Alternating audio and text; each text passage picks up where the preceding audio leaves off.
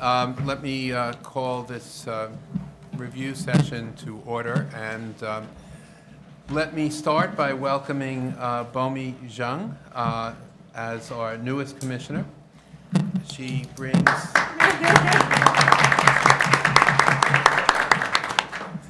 she brings a unique expertise and perspective that will help us, as Mayor de Blasio said when announcing her nomination, responsibly build and maintain this growing city.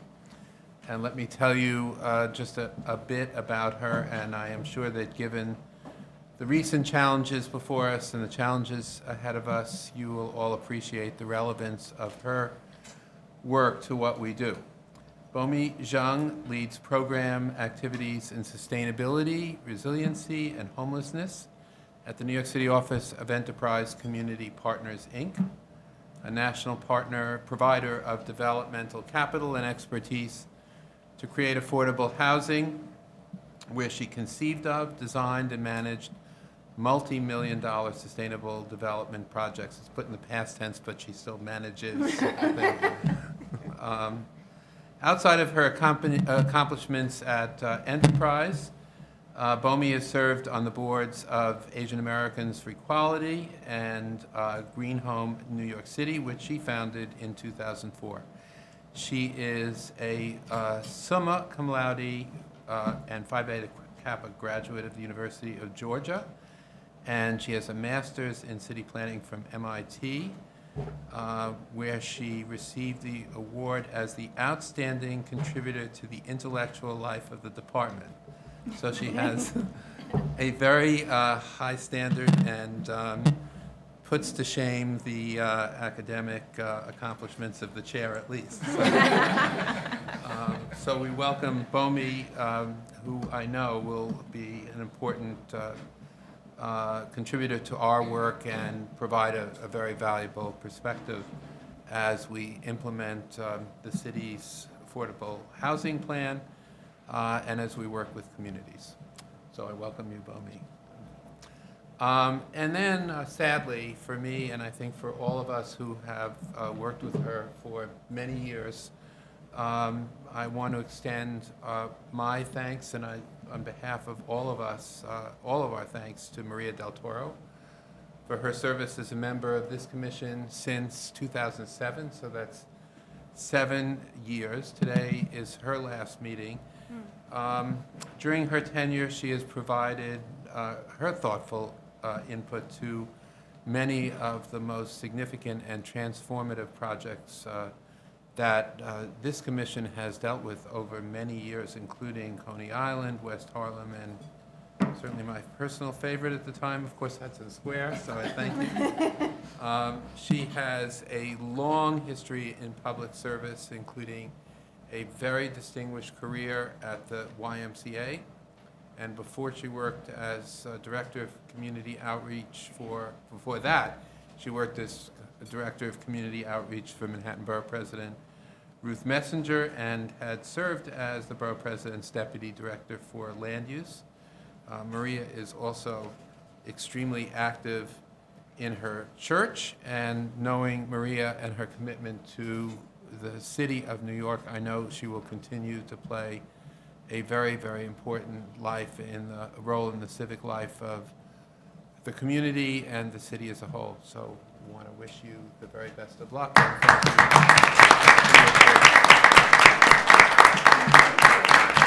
Absolutely. I have to read it because I don't trust myself. It has been a pleasure and an honor to serve on this commission with some of the most extraordinary people that I've met in government. I have truly enjoyed the past 7 years and have learned a great deal from each and every one of you. You have become more than my colleagues. Some of us go back a very, very long time. I see Fred and Ken, we go back more than 20 years. So it's a very long time. I consider each one of you my friend. I am proud of the actions we have taken as a commission, always after long and thorough deliberations. This commission has helped make our city a better place for all of us. I would like to thank the amazing department staff I am always in awe of your skills, your talents, and your passion for what you do. You have made the most complex projects really understandable, and I really appreciate that very, very much. And you have always been there answering my questions and addressing my concerns. I will miss you. And I also want to especially thank Jackie for being such a supporter of all of us. You're really quite remarkable. I want to thank the community boards. For many years, I was the director of community boards for Manhattan and at the borough president's office. I've always been impressed by the commitment of volunteers who work tirelessly on behalf of their communities. I have always considered the community boards as microcosms of democracy. I will especially remember the many tours we have made to neighborhoods throughout the city. Time and time again, I have been moved by the pride people take in their neighborhoods.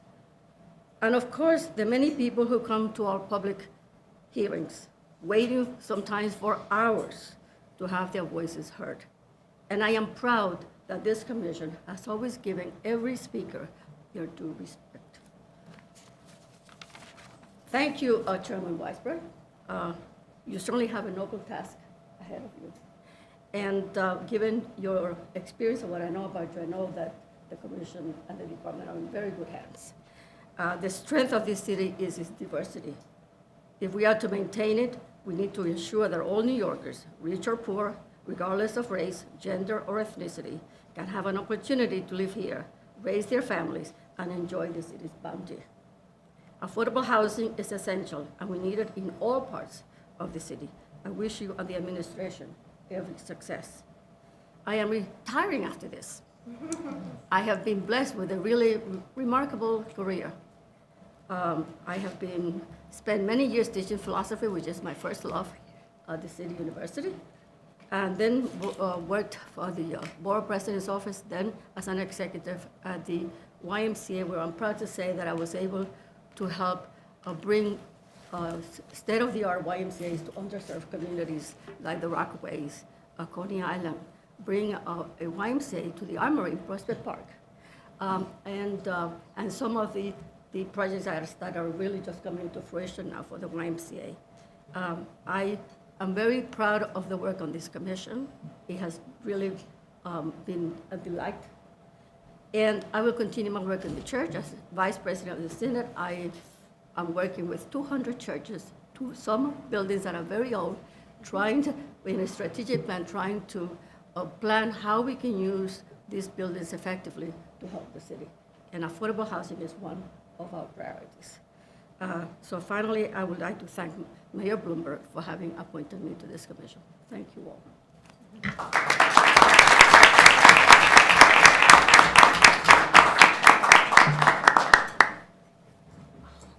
Good afternoon, everyone. This is a City Planning Commission review session, and a quorum is present. The first item, item number 1, is a proposed authorization to facilitate Section 202 senior housing excuse me, in Community District 5 in Brooklyn. It's the Cypress Hills Senior Housing Proposal, proposed authorization to modify building height and street wall. Now, our presenter is Alex. Good afternoon, Chairman, Commissioners. The New York City Department of Housing Preservation and Development is seeking an authorization per 23631 to allow for an increase in allowable perimeter wall height and maximum building height. If approved, this action would facilitate the development of a 5-story building with 53 rental units of affordable senior housing, funded through the Section 202 Supportive Housing Program for the elderly. The proposed project site, seen over here on the land use map, is located at 137 Jamaica Avenue and consists of 2 city-owned through lots totaling about 41,000 square feet between Jamaica Avenue to the south and Sunnyside Avenue to the north. It's located within Cypress Hills, East New York, Community District 5 in Brooklyn.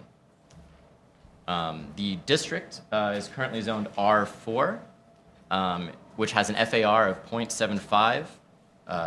For nonprofit residences for the elderly, the FAR is 1.29. The maximum perimeter wall height and maximum building heights are 25 feet and 35 feet respectively. The bulk and envelope generally results in 2 to 3 story residences on small apartment buildings with a pitched fourth floor attic space.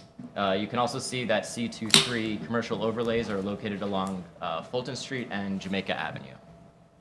Highland Park is a 100-acre park located just a few blocks to the east, and the entrance to the Jackie Robinson Parkway is located about 1.5 blocks to the west. In February of 2012, HPD requested the subdivision of this lot, Lot 20, then controlled by New York City Department of Environmental Protection, in order to create a new 28,000 square foot lot, Lot 21. Control of Lot 21 was then transferred to HPD for this proposed development. The remaining 13,000 square feet of Lot 20 was also shifted to the HPD site. The DEP-controlled lot will have a small 500 square foot pumping facility located there. If approved, this authorization would facilitate the development of a new 5-story elevator building of approximately 47,000 square feet, including 53 one-bedroom affordable rental units and a 2-bedroom superintendent unit. The 53 rental units will be reserved for elderly residents who earn up to 60% of AMI, and the proposed development will include amenities such as a laundry room, basement storage space, bicycle parking, community rooms, and a computer room. Due to the slope of the site, this is the existing conditions here.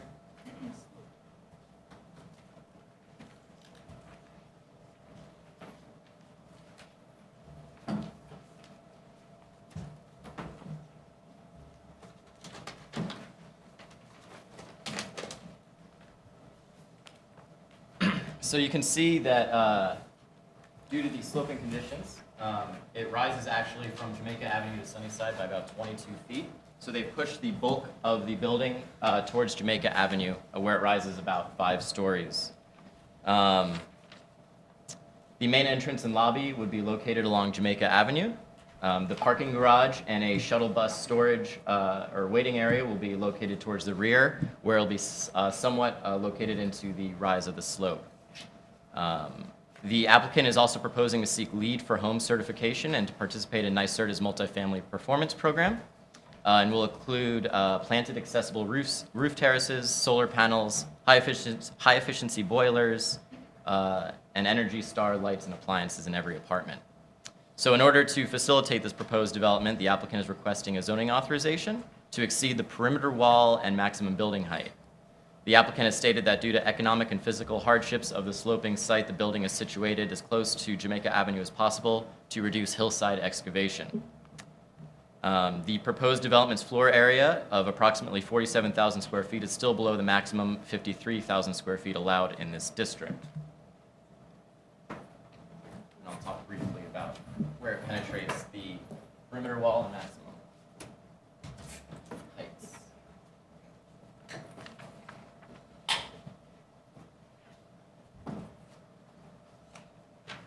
So as you can see here, this is Jamaica Avenue, and this is Sunnyside Avenue. The dotted line here is what's allowed in the R4 district. Again, it's a 25-foot perimeter wall height and a maximum height of 35 feet. The 5th floor would rise above this to a maximum height, including the bulkhead, of 59 feet.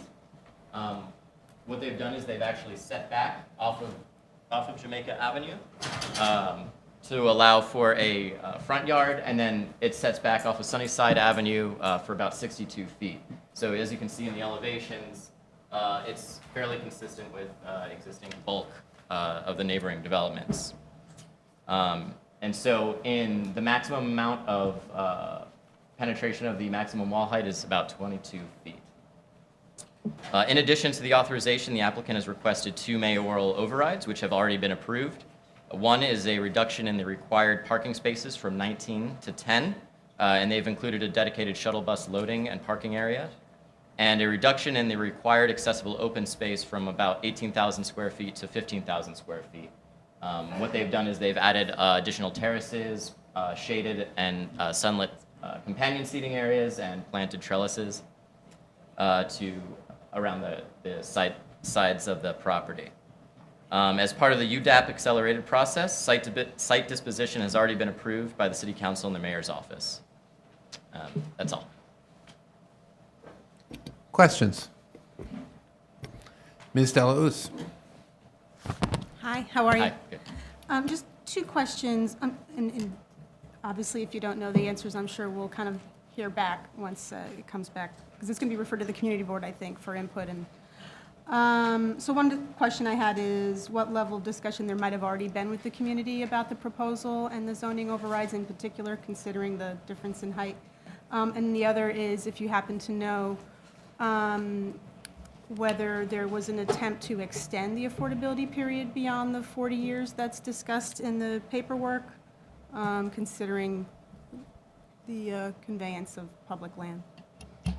Cypress Hills LDC, which is the developer of the site, would be able to provide feedback on that. Great. Ms. Battaglia? Mine is more of a comment than a question, but I realize there's a zoning override to 2525. I should also start by saying I'm happy to see there's bicycle parking here, because the elderly are not so elderly anymore, especially starting at 62.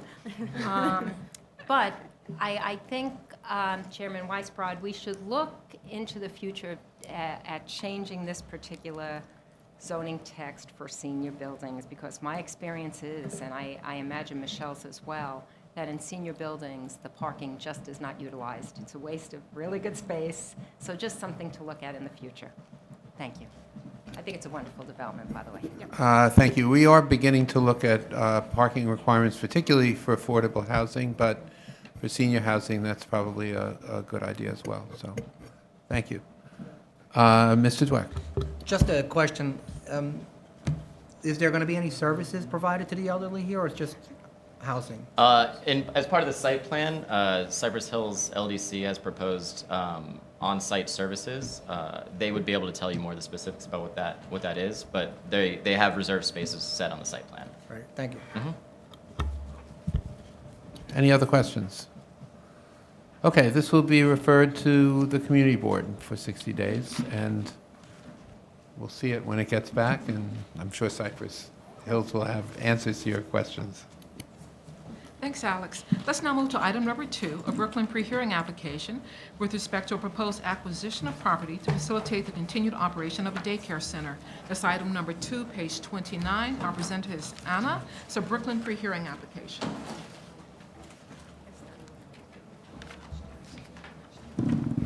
Good afternoon, Chairman, Commissioners. The Administration for Children's Services and the Department of Citywide Administrative Services are seeking the acquisition of an existing building to facilitate continued operation of a child care center in the Ocean Hill neighborhood of Brooklyn Community District 16. The proposed site is a 2-story building located at 265 Sumter Street between Thomas S. Boyland and Saratoga Avenues, located in an R6 zoning district. It's hard to see. It's this site right here that's coded blue for community facility. The surrounding area is generally zoned R6 with C13 and C23 overlays along Fulton Street, Broadway, and Rockaway and Saratoga Avenues. The surrounding land use is largely residential with 2- and 3-story row houses and small apartment buildings. Local retail such as delis and salons can be found along Thomas Boylan Street and Saratoga Avenue. The site is accessible by public transportation with the C at Rockaway Avenue 3 blocks to the south and several bus routes serving the area. The building includes a basement with a multipurpose room, as well as a rooftop play area and at-grade play area. The child care program occupies approximately 8,200 square feet of interior space with 2,700 square feet of roof play area and 1,600 square feet of at-grade play area, totaling approximately 12,600 square feet. The Shirley Chisholm Child Care Center has served as a child care center since 1973 and currently accommodates 55 preschoolers and 3 classrooms. The children may attend full-time from 8 a.m. to 6 p.m. Monday through Friday, and the services encompass a variety of activities and programs, including supervised playtime, group interaction, and socialization activities, and educational instruction. The center provides meals, including lunch and 2 snacks daily, which are prepared on-site. The center is licensed and subject to the established standards of ACS, as well as federal, state, and local regulations. The program staff consists of 15 full and part-time professionals and support staff. Community Board 16 has recommended approval of this application on the condition that the center makes some repairs to roof tiles in the play area and that DPR plant a tree in the vacant tree pit in front of the building. We did follow up on that request about roof repair because ACS did not identify any issues with the roof, and my understanding is the director of the facility also does not have those concerns, but they will be here on Wednesday to speak to that themselves. We also expect to receive the Borough President recommendation by the end of the day today, which is when his review period expires, but we do not yet have it to share with you. Thank you. Mr. Knuckles. Corin, have you had the opportunity to visit the facility? Well, I didn't visit, but Corin, who's on vacation. Oh, I'm sorry. Did visit it herself, I'm and sorry. she, that's okay. She's cycling through the Poconos right now, so she's not hurting too much. She did visit, and her impression was that it was extremely well maintained. She had a wonderful conversation with the cooks in the kitchen, and said that she would send her own children to the facility in a heartbeat. Okay, we have to accept hearsay. Would but- she? I guess we can, since we're not Only from people that are going by cycling the through rules the of Poconos. evidence here. Okay, thank you. You'll hear from the horse's mouth on Wednesday. Right, again. right. Any other questions? Thank you very much, Anna. So I'm sorry, Anna. That's okay. This will be on for public hearing on Wednesday.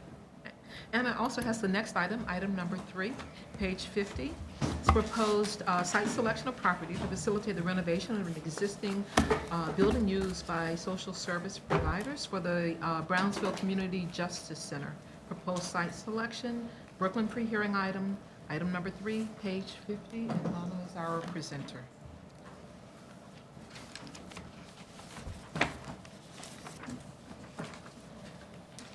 So this proposal comes from the Mayor's Office of the Criminal Justice Coordinator and the Dormitory Authority of the State of New York and the Department for Citywide Administrative Services.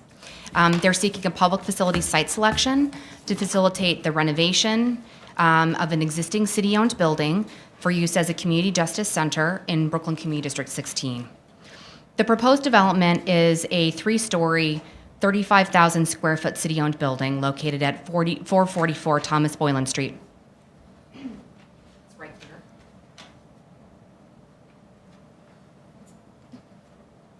here. Between Pitkin Avenue and East New York Avenue. The building was built in 1971 and currently serves as a Human Resources Administration multi-service center, providing comprehensive social services to the Brownsville community, including the offices of Community Board 16. The building sits on a 1.2-acre site and has an existing built FAR of 0.82. The site is largely located within an R6 C23 zoning district, with the southern portion of the site falling into a C43 commercial district. The surrounding area is zoned R6, R7A, R6C23, and C43 along Pitkin Avenue. And directly to the west and north of the site is a NYCHA development, Marcus Garvey houses. To the east of the site is the Beacon Housing Development, and to the south is the Pitkin Avenue Retail Corridor. NYPD's 73rd Precinct is located directly across the street, and the 120-bed Crossroads Juvenile Center is located 2 blocks east of the site on Chester Street. The broader area is primarily residential with commercial and institutional land uses, including some additional NYCHA multi-story developments. The site is accessible by public transportation via several MTA bus routes, and there are 6 subway stations within about a 3/4-mile radius. The proposed project itself would renovate the existing building and reuse the city-owned facility as the Community Justice Center. It would be an official branch of the New York State court system with a full-time judge dedicated to the center. The Brownsville Community Justice Center would hear cases for young people between the ages of 10 and 21 arrested for delinquency and low-level criminal offenses. The existing building would be renovated and undergo architectural, structural, mechanical, electrical, and fire protection improvements, and upon completion would accommodate several social service offices as well as the community board office in addition to the court. The center would be modeled after similar centers in Red Hook, Midtown Manhattan, and the Bronx, which have been shown to reduce local crime, reduce the use of jail sentences, and increase public trust in government. The Brownsville Community Justice Center would be open from 9 a.m. to 6 p.m., Monday through Friday, with some community meetings scheduled in the evening hours. And whenever the building is open for business, it will be open to the community as well as to users of the court for the purposes of accessing the social services. During the renovation, Community Board 16 will be holding public hearings off-site. They're exploring the use of local schools, libraries, and other community facilities for this purpose. The Mayor's Office of Criminal Justice has also been working closely with the other social service organizations in the building in order to make sure they can find affordable interim space and to assist with the logistics and costs of relocation.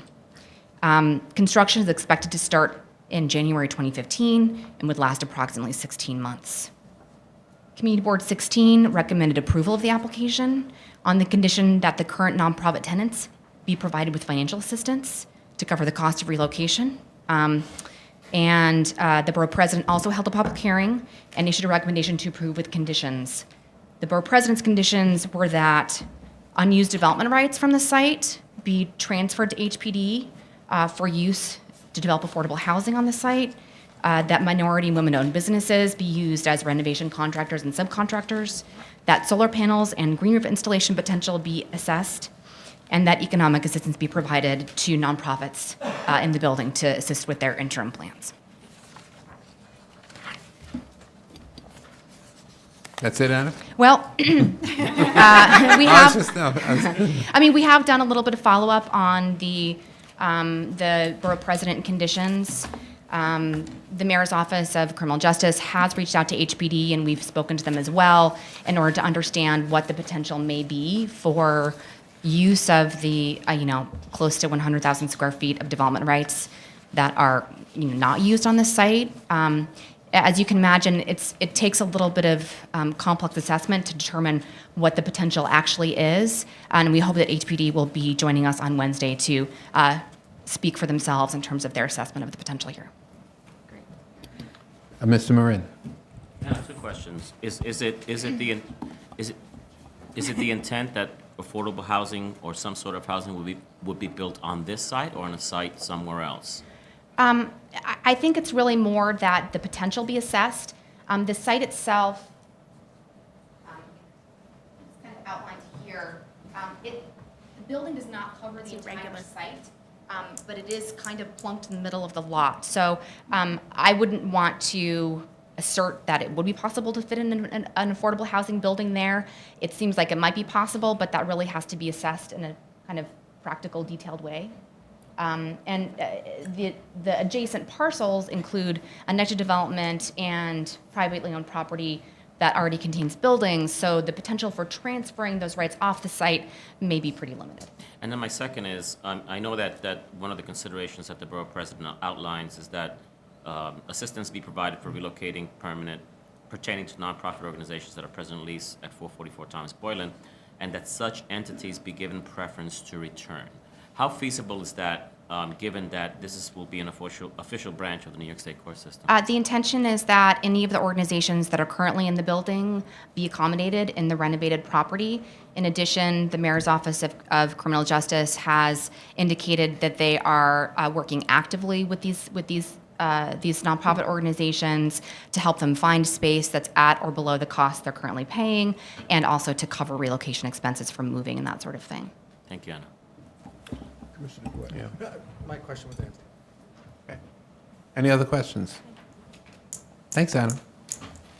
Let's now move to item number 4, another Brooklyn pre-hearing application with respect to a proposed city map amendment to codify existing legal grades regarding the Franklin Avenue shuttle. This is item number 4, page 81, proposed Brooklyn pre-hearing action.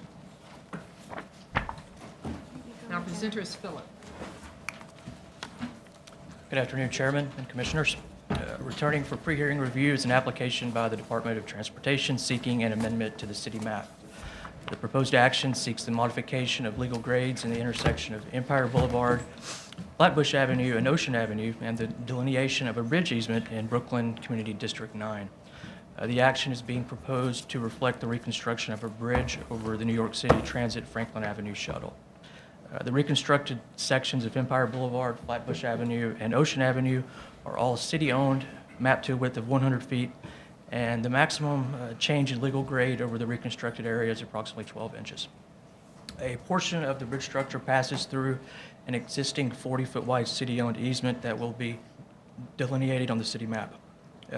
Community Board, 9 voted, 31 in favor with 1 opposed and 9 abstentions to approve the application, and the Borough President also recommended approval.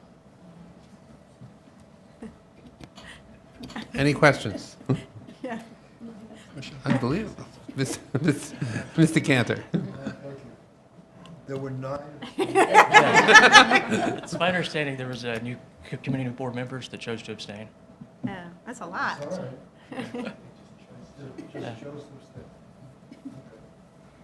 They were new. Okay. Ms. Delos. I was going to ask the same question. And believe me, I asked the same question myself. Any other questions? Thank you. Thanks, Philip.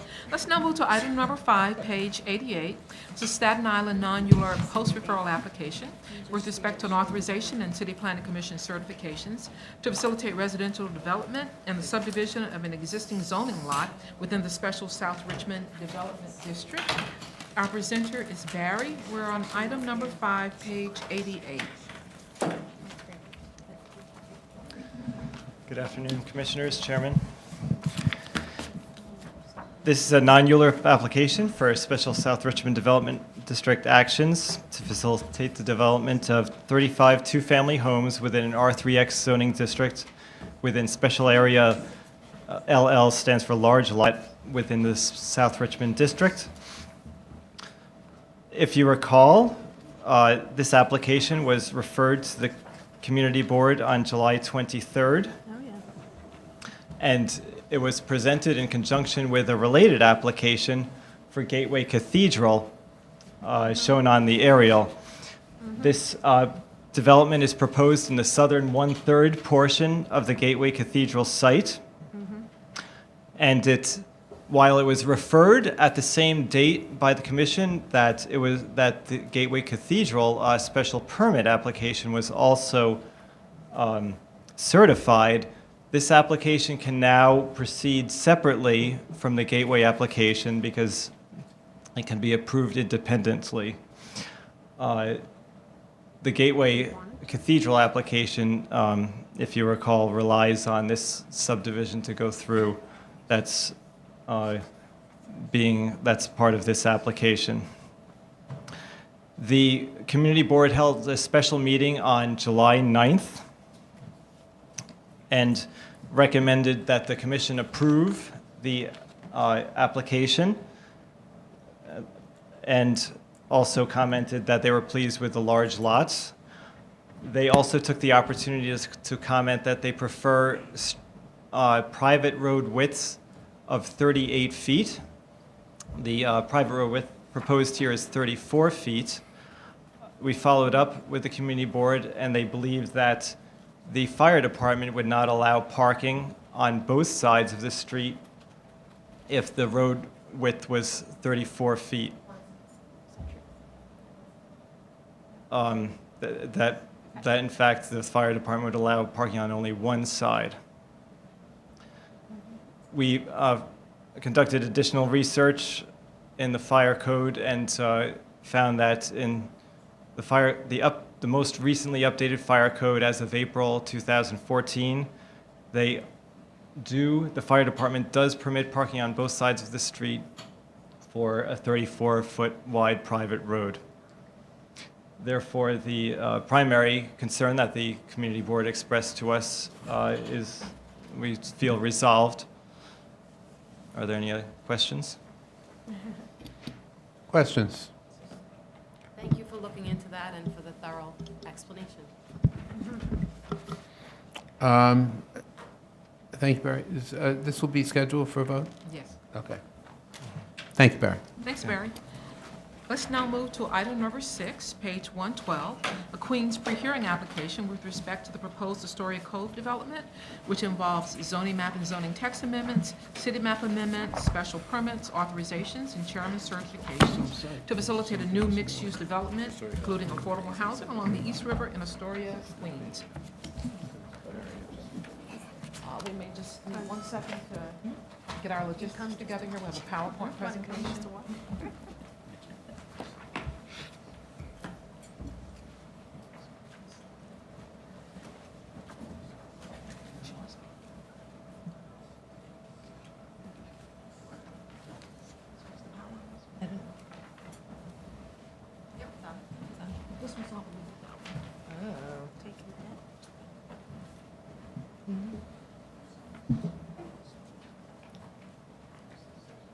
Our presenter is Hae Kyung from the Queen's Office. I think she's going to be accompanied by a special guest at some point. Yes, who are they? Howard and Anita. Indeed. So just give us one more second while we, there we go. Special guests, okay. Special.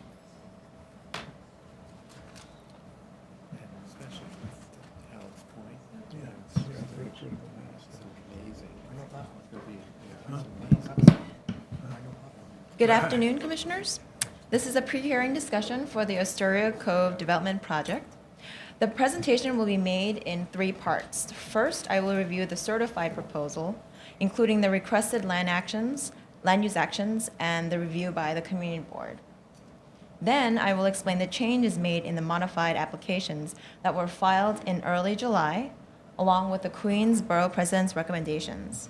And then, Anita Lermont and Howard Slatkin will explain how this proposal, especially the applicant's modified zoning text with respect to affordable housing, relates to our ongoing efforts to craft our mandatory inclusionary housing program.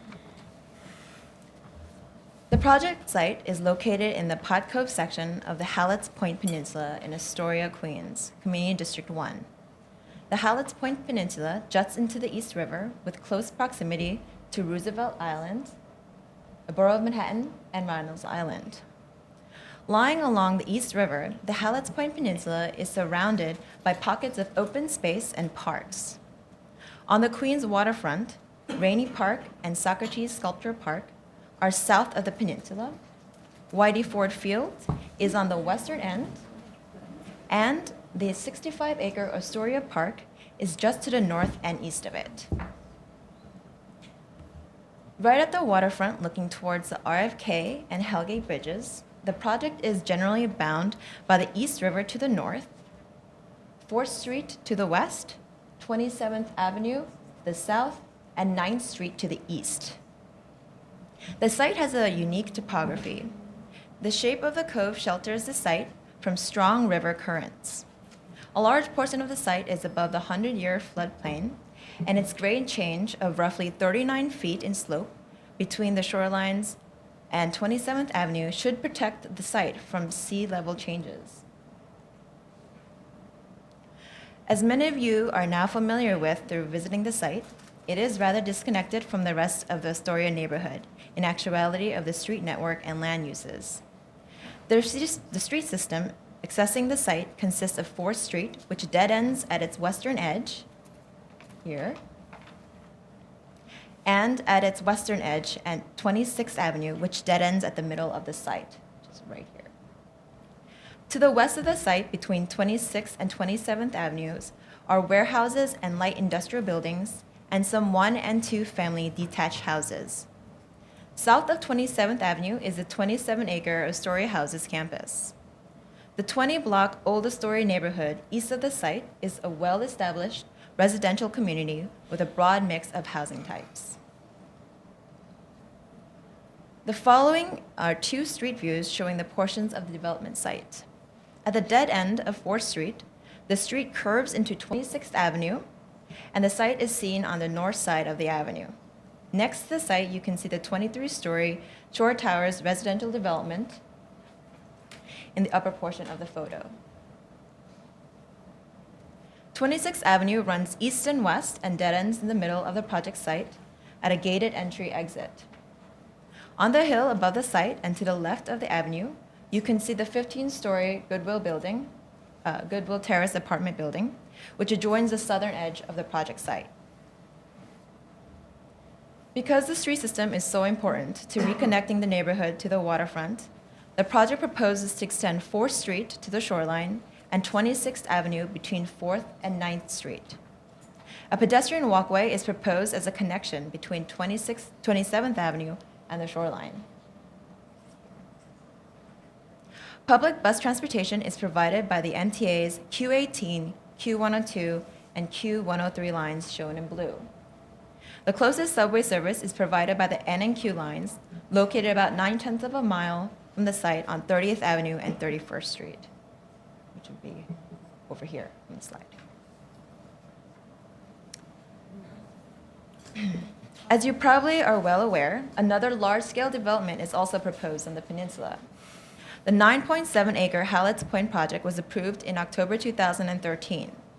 The development proposed 11 buildings ranging in height from 11 to 31 stories that contain commercial spaces, including a fresh supermarket and residential units.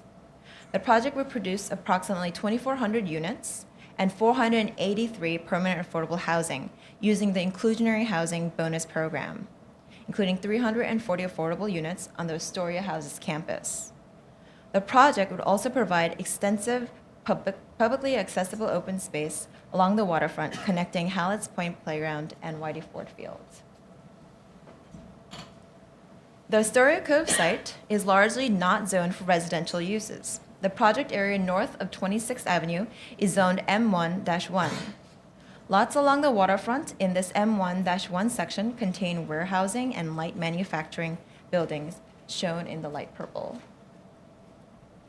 South of 26th Avenue is in a R6 medium-density residential zone, but contains a mix of uses such as light manufacturing, multifamily housing, and vacant lots.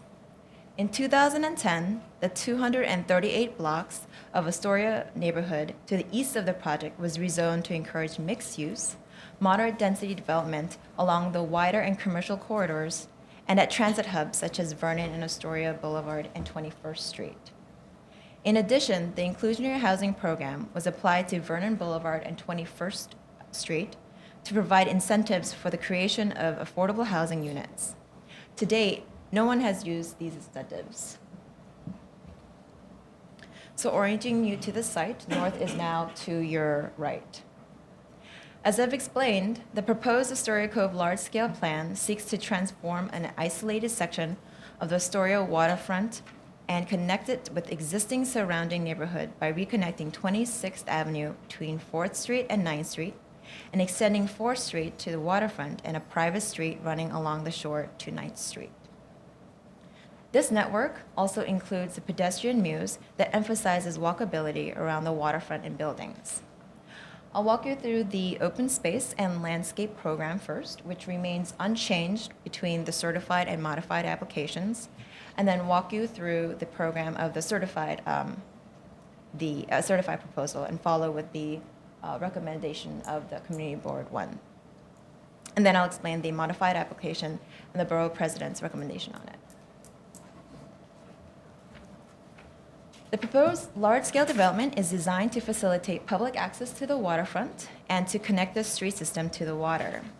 The landscape designs of the Astoria Cove project works to meet the goals of reconnecting the city to the water, creating continuity of the Queens East River and North Shore Greenway. This project would open up pedestrian and visual corridors along 4th Street, 8th Street, and 26th Avenue. The streets are designed to draw the public to the waterfront, allowing people that are walking, driving, or cycling several options to get down to the site. The 55,621 square feet of waterfront public access area has been designed by Ken Smith Workshops, the designer of the East River Esplanade. The waterfront esplanade is conceived as a large crescent emphasizing views and reflects the natural form of the Pot Cove. Its programmatic elements include a bi-level esplanade, a get-down area, several overlooks, extensive planting, and a child's play area. The bi-level esplanade focuses on pedestrian movement, accessibility, views, and social interactions. It is designed to follow the curvature of the existing waterfront and riprap. Trees are planted to line the esplanade and provide a formal structure to the landscape. Pockets of seating areas and pathways are placed between the two levels and under the trees. The planting palette would consist of native maritime grassland and shrubland species. Above is an excerpt of the waterfront plan, showing an example of a cafe, sidewalk, vehicular path, and bi-level esplanade. In this section, you can see the bi-level esplanade parallel but slightly different in level. Transforming the current concrete lot into the newly created private street, Crescent Drive will allow vehicular and pedestrian movement adjacent to the esplanade, and is an easy transition between the commercial edge lining Crescent Drive, which, as the section and this perspective shows, would include cafes, seating, and retail, and the upper level of the esplanade. The street would operate as a narrow 22 feet, one-way road, eastbound roadway where material, visual, and textural changes in paving, as well as bollards, would distinguish it from the pedestrian areas. At the west end of the esplanade would be a child's playground area programmed with play equipment, water spray, seating area, and planting. Beyond the esplanade, the A Street Muse maximizes the unique waterfront location. A Street would be demapped, but would be improved and maintained as a pedestrian walkway. Following the natural slope from 27th Avenue to the waterfront, the Muse is a pedestrian walkway connection that is bisected by 26th Avenue. This passageway would consist of unit pavers, series of stairs, and planters that mitigate the topography and serve as access points to the proposed terrace townhouses. The planters incorporate seating elements and are designed as rain gardens to capture stormwater. The currently underdeveloped street would be improved and extended to meet 9th Street. This perspective is along 26th Avenue, showing the supermarket occupying the ground floor of Building 2, and the school can be seen further along 26th Avenue. Currently, 4th Street dead ends and buildings prohibit access to the water. The new 4th Street extension would allow both pedestrian and vehicular access to the waterfront. As certified, the proposed development involves the construction of 5 buildings, and 3 of the 5 buildings will be located on the waterfront area and range in height from 22 to 32 stories. 2 buildings at a maximum of 8 stories, and the 456-seat pre-K to 5th grade school will be upland across 26th Avenue.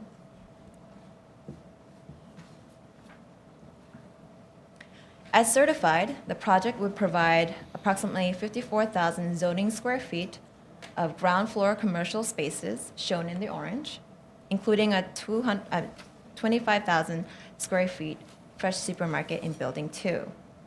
Residential units, shown in yellow, would total 1,689 dwelling units, of which 295 units on the waterfront portion would be permanently affordable.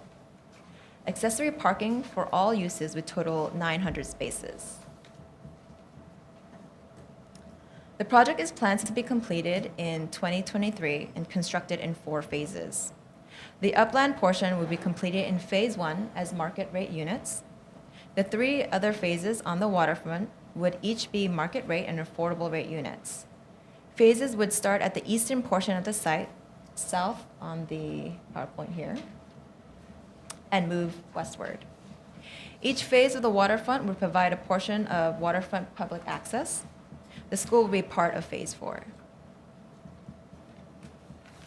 Proposed land use actions include zoning map amendment to rezone the manufacturing district to residential district, zoning text amendment to include the project area as part of the Inclusionary Housing program, general large-scale special permit to permit development according to site plans, waterfront special permits, waterfront authorizations and certification to modify certain design requirements that support the waterfront public access and visual corridors. And lastly, a city map amendment that would allow for the closing of 8th Street between 27th Avenue and the waterfront and establish 4th Street between 26th Avenue and the waterfront. The proposed development requires an amendment to the zoning map for 3 zone changes to portions of the project area. From N11 to R73 with a C2-4 overlay, from R6 district to an R7A with a C24 overlay, and from R6 to R6B.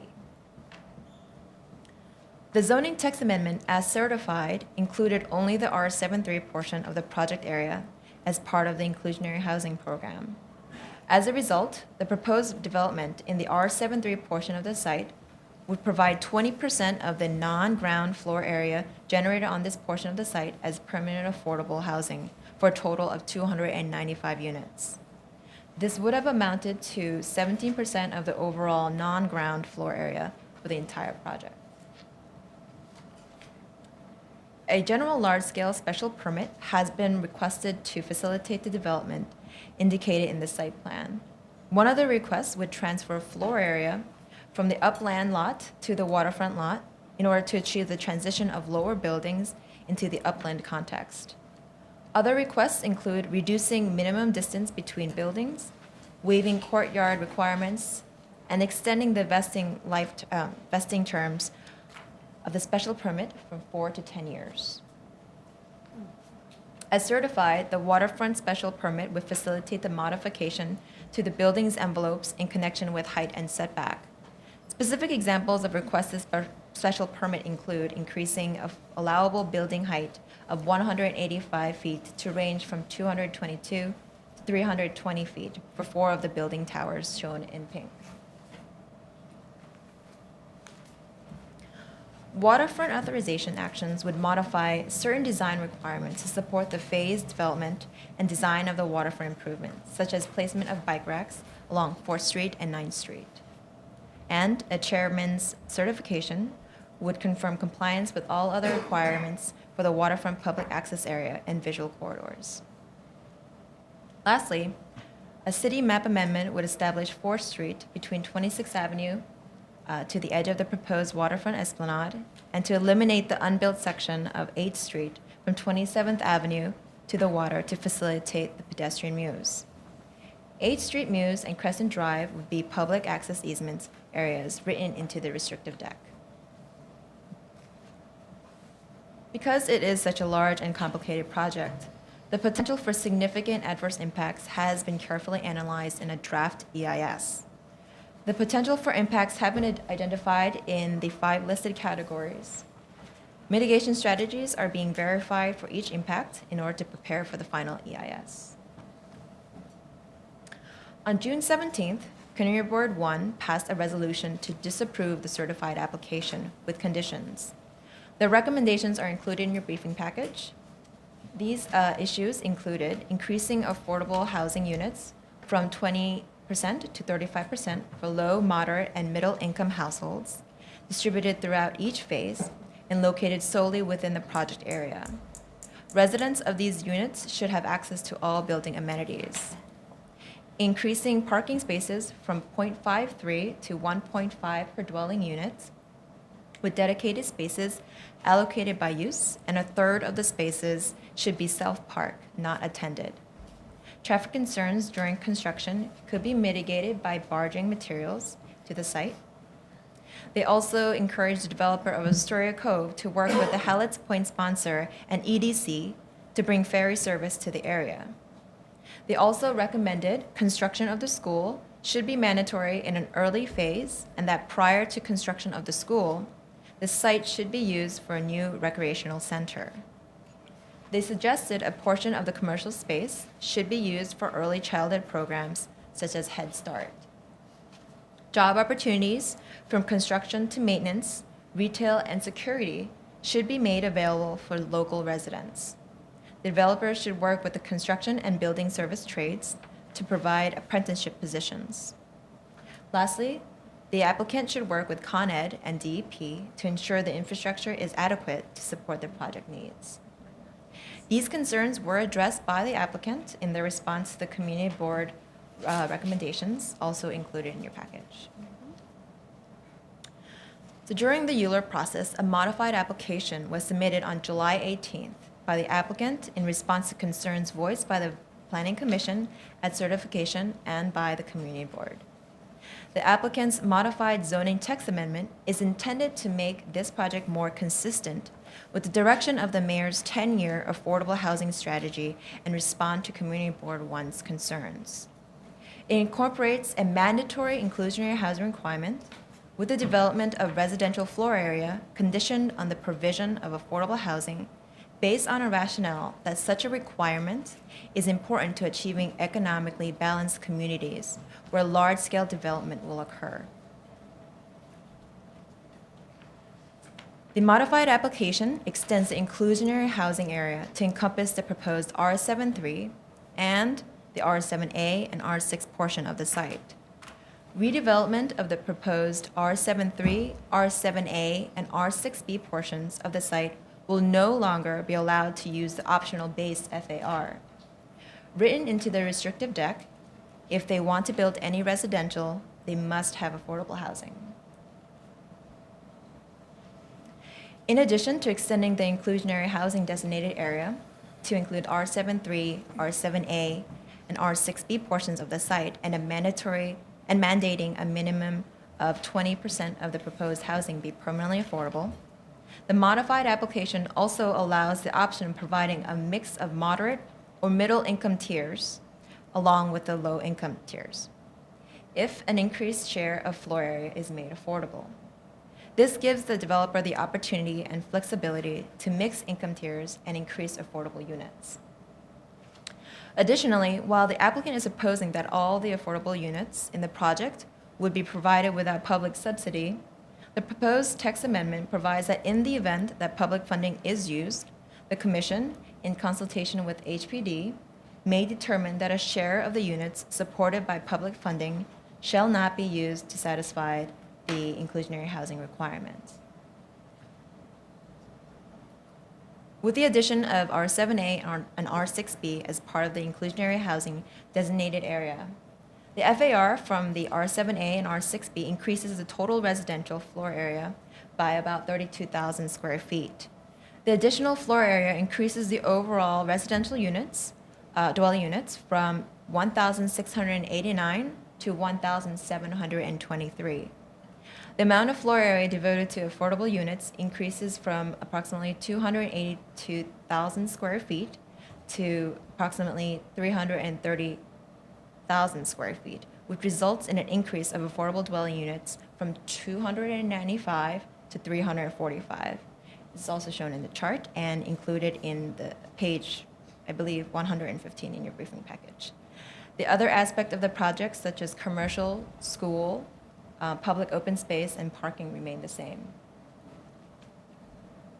To accommodate the 32,000 square feet increase, the height of the portions of Building 1, Tower A and B, would be increased in height by 2 and 3 stories as shown in orange. The change in height modification is outlined in the modified A Waterfront special permit application. Phasing of the project would remain the same, with Phase 1 starting at the upland portion. However, different from the certified application, the affordable housing component would be included in all phases.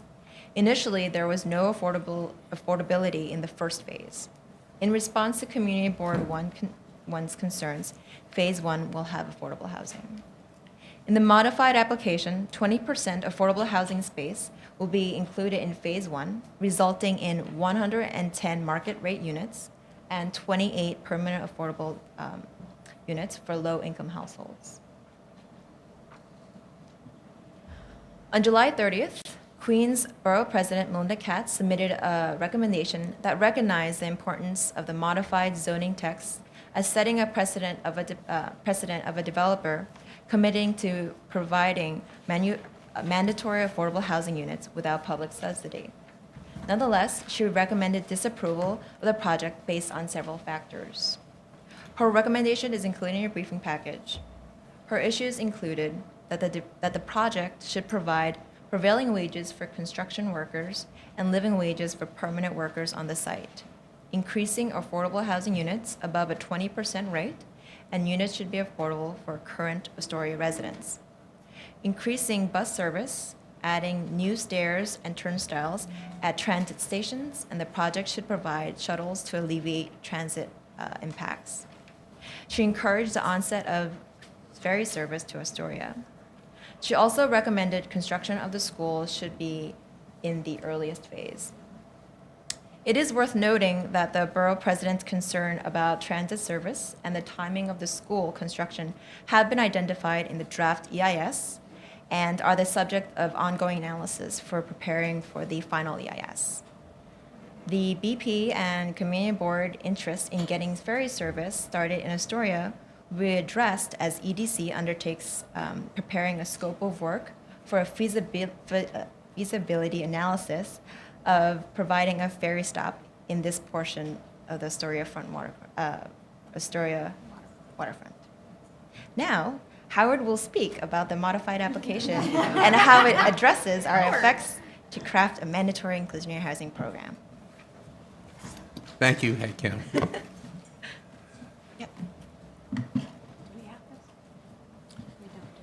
My slide is much less visually interesting. Thank you. Good afternoon, Commissioners. I just wanted to speak today to provide a little bit of additional context. I may repeat a couple of the things that Hae Kyung has said, but I wanted to summarize what the nature of the inclusionary housing, a text component of the modified application means here. So as you all know, in May, shortly after certification of the Astoria Cove application, the mayor released Housing New York, the 10-year 5-borough strategy for housing affordability in New York City. The plan announced, as you know, that city planning and HPD will be cooperating to establish a mandatory inclusionary housing policy to apply to all rezonings in medium and high-density districts that create capacity for substantial new housing development.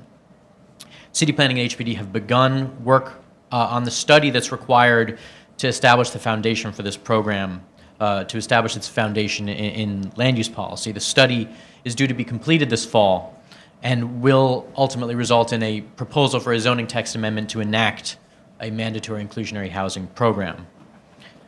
While this work is going on, however, we are incredibly mindful that there are important projects moving forward and seeking to incorporate the core principles articulated in the housing plan into these land use actions that are going through the process. During this interim phase before the completion of the mandatory inclusionary housing study, the policy is of necessity based on the existing inclusionary housing program, but with targeted modifications.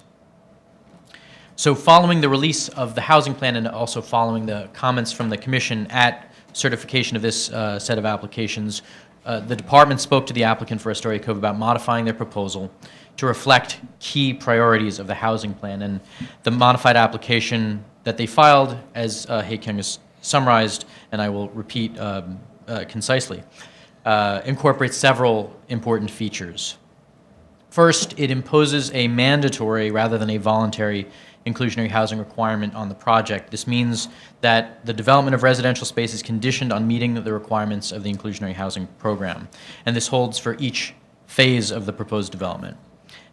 Many of you, I think you all realize, but I think many of you who've been through this issue over the years understand that this represents a real sea change in policy towards inclusionary housing.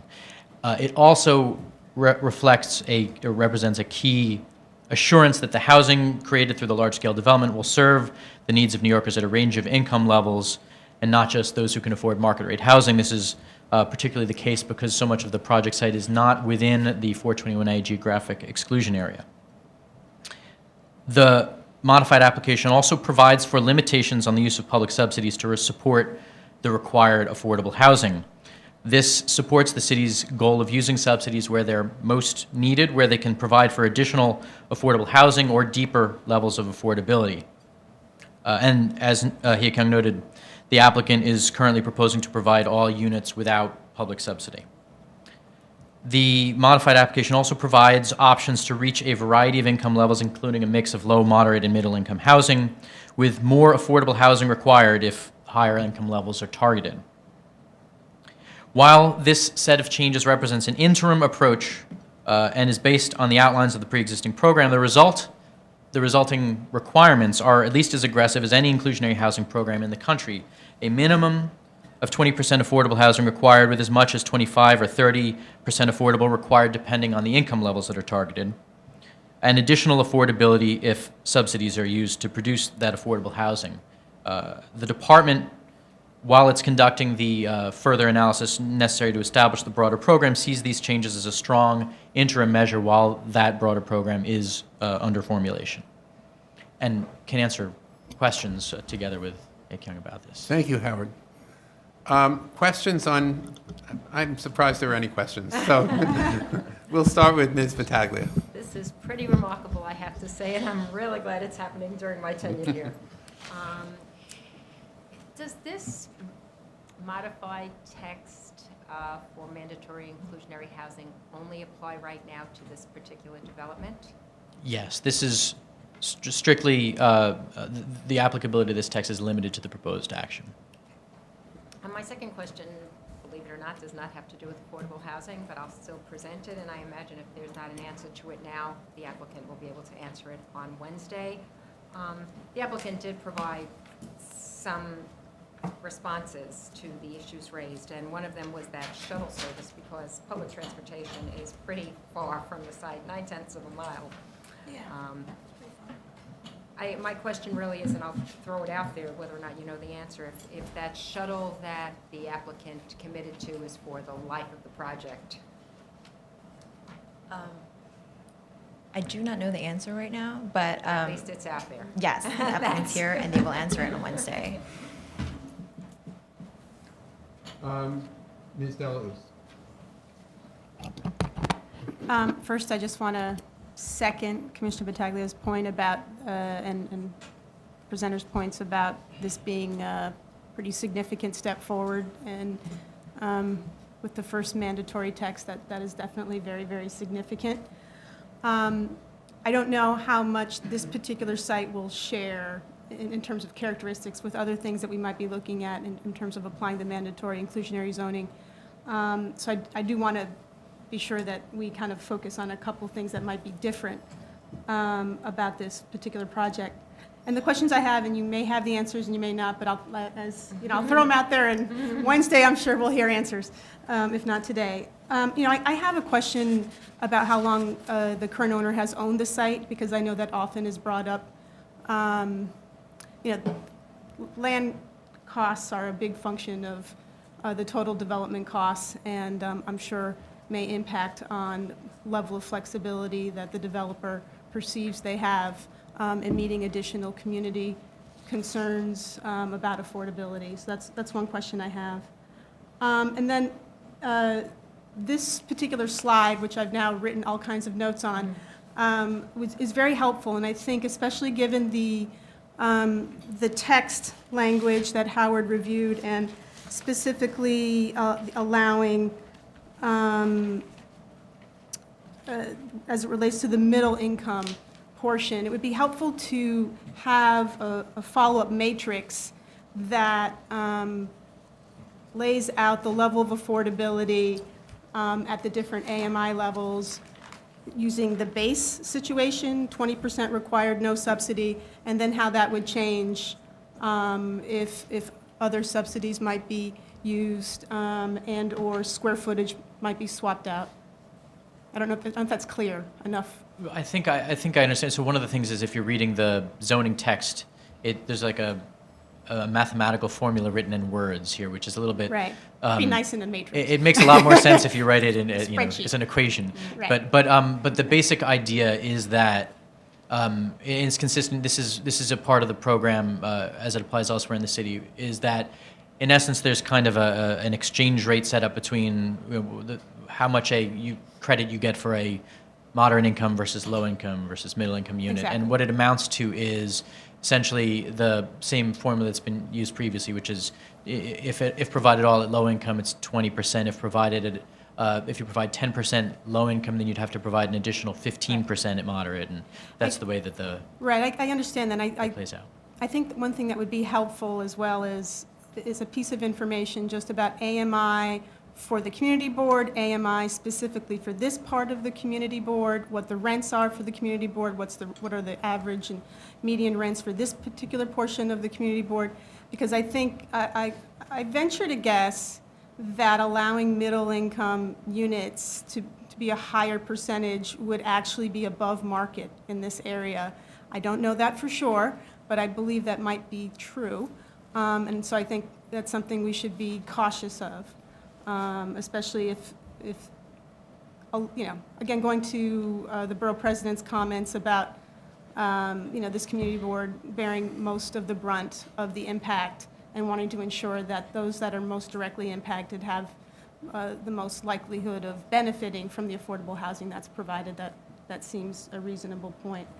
And then this is more a question, really, for us to consider as we look at the mandatory program overall, and that is a point that got brought up also with the Woodward Avenue rezoning, and, you know, just looking specifically at situations where we're not, you know, what is the appropriate level of mandatory requirement when there is a change in use, and then what is the appropriate level of mandatory requirement when there's a change in use and density?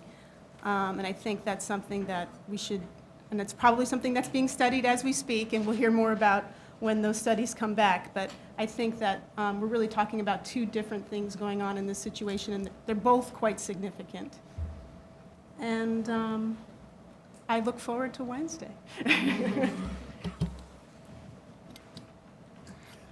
I don't know if you have any response to that Howard is more or less, I think, a work in progress, but. Yeah, I think, you know, one of the major issues with respect to the broader, the construction of a broader program is ensuring that it works. Yeah, obviously. You know, and it works in a meaningful way, and that also that the program is designed to serve a set of sound land use planning principles and, you know, achieve sound planning outcomes. And I think figuring out how to do that in a consistent, though not uniform, manner is what we're going to be looking to achieve in the policy. Mr. Cantor. No, you first. Two questions, please. The easy one, with regard to the school. Has there been any planning in terms of the capital budget for the school, whether it's next Thursday or 7 years from Thursday? The SCA. Right now, the applicant and the SCA has reached an agreement in a letter of intent. So they're providing them the site. But the school is actually going to be built by the SCA, depending on if it is needed through thorough analysis by DOE. So I don't know if they have the capital budget. The community's concern about the school could be twofold. Number one, timing, and number two, need. Yes. One of the advantages of a peninsula is it's sort of contained. One of the disadvantages of a peninsula is it's contained. And I'm looking at both this project and the house which we approved last year. In terms of phasing of this project, and in terms of the co-phasing of the other project, there's only one street that goes down all the way, and that's 27th Avenue. We're talking about a build-out over a number of years, totaling, what's it, 3,100 units, something like that? Totaling? Between the two? Yeah. 24. It appears to me that rather than let the two individual groups do their own analyses, this cries out for attention from the city in terms of phasing and in terms of transportation and the impact on existing neighborhoods. I mean, this is a really tight fit in terms of construction sequencing for a number of years. As a matter of fact, in one sense, as I read this, the building of the upland units ahead of the waterfront units really creates an impaction on the upland units immediately after they're built. So from a realty point of view, I can understand why there might be a reason to build the upland units first from a mess consideration relating to the mess.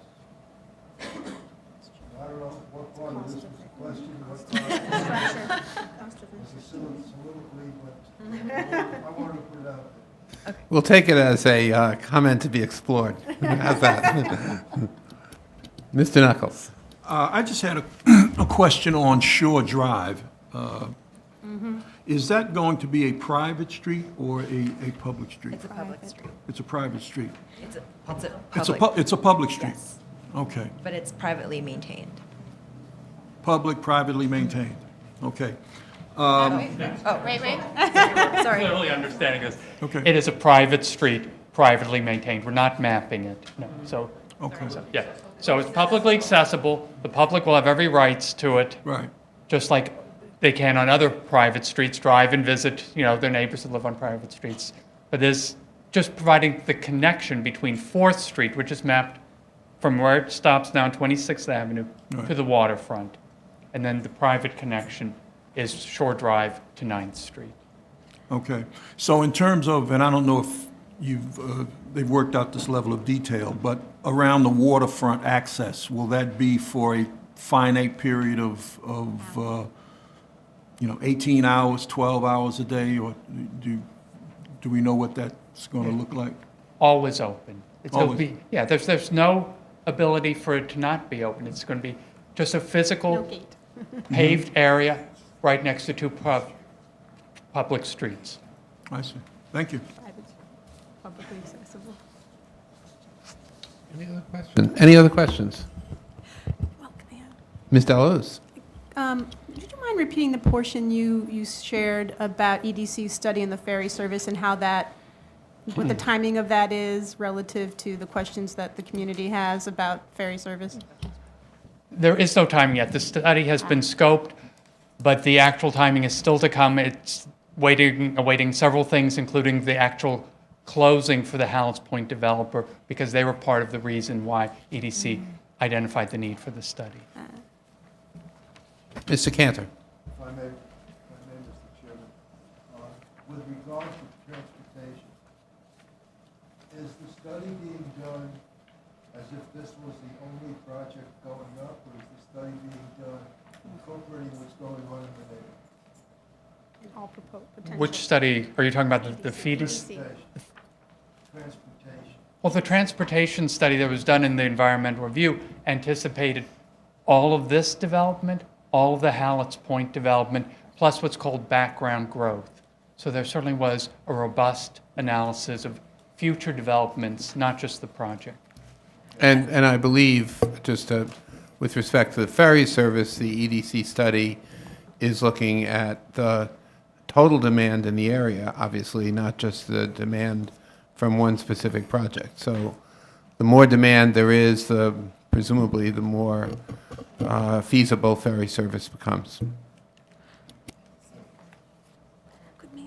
Ms. Delos? So just to clarify, because I know there's some early conversations with another adjacent property owner about a similar, maybe not quite as large scale, but large scale development that would feed into the transportation, both upland and water-based transportation needs.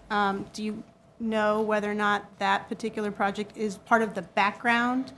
Or is it, because it sounds like that might be beyond normal background growth. It's the latter, obviously.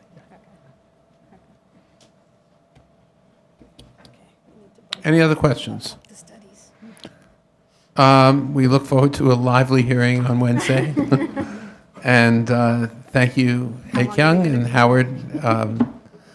I just would like to say, with respect to particularly the mandatory inclusionary housing proposal here, is an interim first step that just commend Howard and others in the department for what I think is a really revolutionary first step forward and very, very meaningful for the City of New York, and an opportunity to advance one of the key components of the mayor's housing plan, which is to introduce, for the first time in the City of New York, mandatory inclusionary zoning.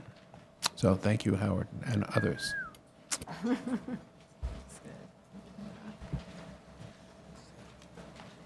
Okay, item number 7 is our next item. It's a proposed modification to an existing special permit and restrictive declaration to facilitate changes to the interim parking plan for a proposed commercial development within the St. George area of Staten Island. Commissioners, we've discussed this as staff several times. I believe you have a letter, or you received a letter from the applicant clarifying that both savings and costs for the associated with the modifications are monthly. And we believe that the action is warrants your assent, unless you have questions. And as Jackie said, and also a commitment from the applicant now to provide 2 shuttles rather than 1. And with that, I would ask for a show of hands to send an approval letter to DOB. All in favor? Good. Thank you. Thank you, Commissioners. Letter will be on its way. Okay, now we have our future votes. This Wednesday, we have prepared favorable resolutions for the following. The Irish Arts Center, which is a proposed urban development action area project designation and approval to facilitate a community facility and open space in Community District 4, Manhattan. We have 4601 Fieldstone Road, which is a special natural area district authorization in the Bronx to facilitate a garage and mudroom addition to a residential development. We have 71, 81, 85, and 89 Sorrell Avenue, which is a special South Richmond Development District certification to create 2 zoning lots for residential development. We also have 343 Crown Avenue, which is a special South Richmond Development District certification to facilitate 2 new zoning lots for residential development. And we have 547 Alverson Avenue, which is a proposed special South Richmond Development District certification to facilitate providing tree credit requirements for an existing zoning lot. Our next item, assuming there are no questions, we'll move on to August the 20th. We have the 19 East Houston Street proposal, which involves special permits and disposition of city-owned property to facilitate retail and office space use. Mr. Marshall is here. In case you have any questions, we did receive a follow-up letter from the applicant regarding its commitment not to put advertising sign in the the atrium space of that building. So we're here to answer any questions you might have. If not, staff will be preparing favorable report. What does this pertain to? That's Edwin's. Moving on. We have the Dykeman Street map amendment, which is a city map amendment to facilitate the removal of an existing building encroachment in the street. We have the disposition of 12 city-owned properties in Queens. We have the Roosevelt Avenue Bridge rehabilitation. You received a letter that was just a follow-up by DOT with respect to a question about bridge conditions. And we have the new Stapleton sewer easement, which involves the disposition of city-owned property to establish storm sewer to facilitate housing, including affordable units along the waterfront in Staten Island, the borough of Staten Island. So we also have received some correspondence from the applicant. Lynn, do you want to, as well as from EDC, walk us through that? Sure. Your diocese should have received the letter we received from EDC in response to several questions the commission asked. First off, they note that as far as the future phases of the project at Stapleton Waterfront, there is a right of first offer that the current developer Iron State has, and that right of first offer will include a stipulation by the city that affordable housing will be provided in sync with current city policy. If the developer chooses to pass on that right of first offer, a subsequent RFP would be issued, would have the same stipulations for affordable housing.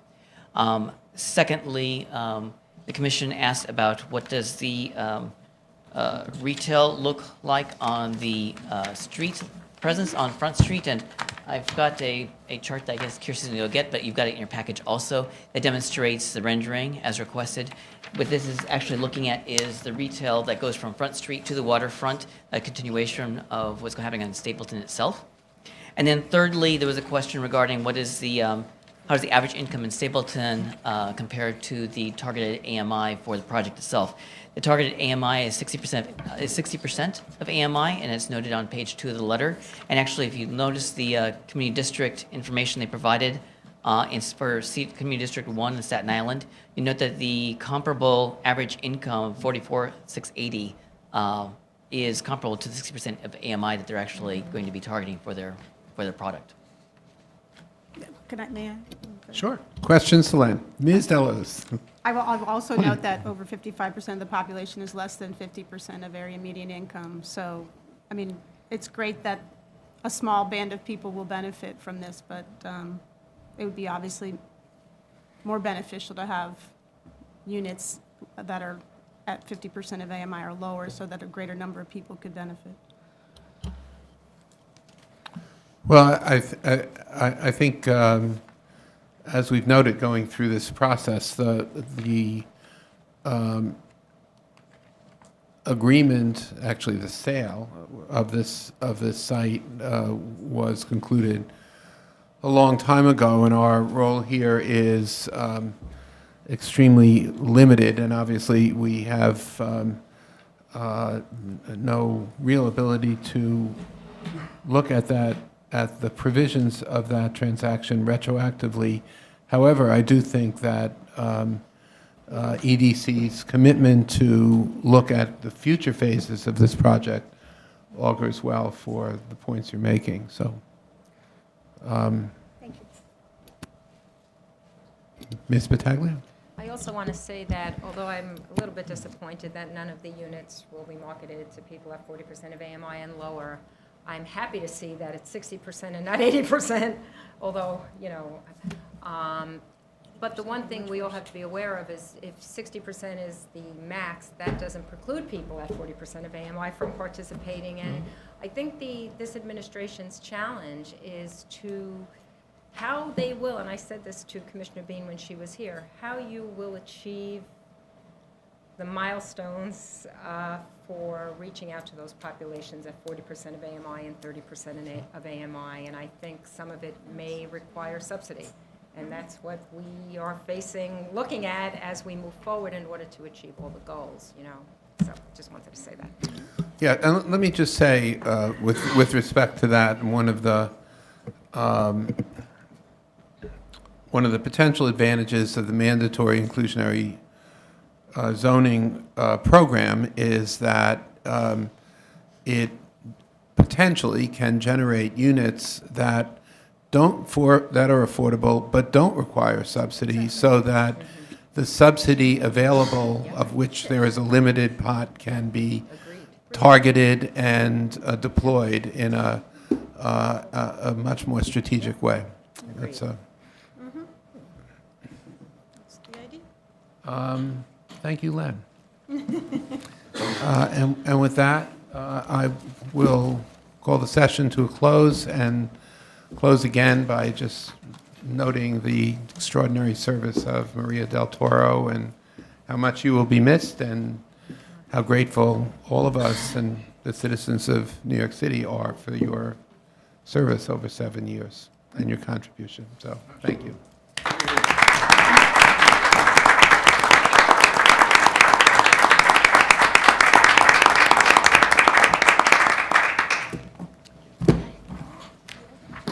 And I might say the only time I get to sit next to you.